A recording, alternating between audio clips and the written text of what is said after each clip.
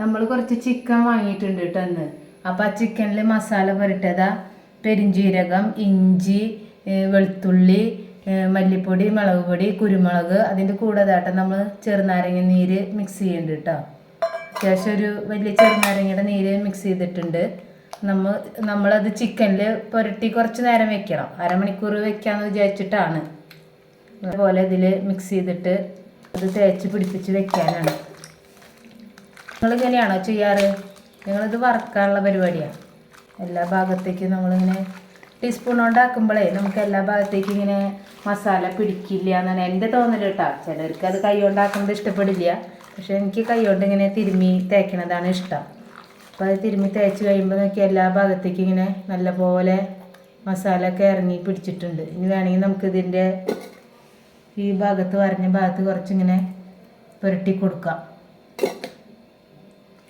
ഇതാ വേണ്ട, ചിക്കനിൽ നന്നായി മസാല പിടിച്ചിട്ടുണ്ട്. പിന്നെ ഇത് അരമണിക്കൂർ വെച്ച് കഴിഞ്ഞിട്ട്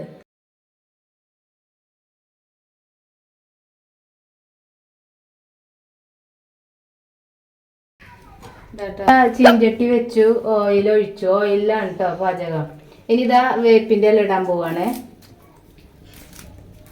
അടുപ്പത്താണ് നമ്മൾ കൂടുതലും പാചകം ചെയ്യാറ്.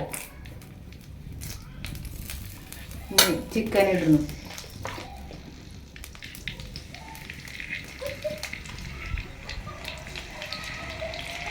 നേരത്തെ മസാല പുരട്ടി വെച്ച ചിക്കൻ നമ്മൾ ഇടുകയാണ്.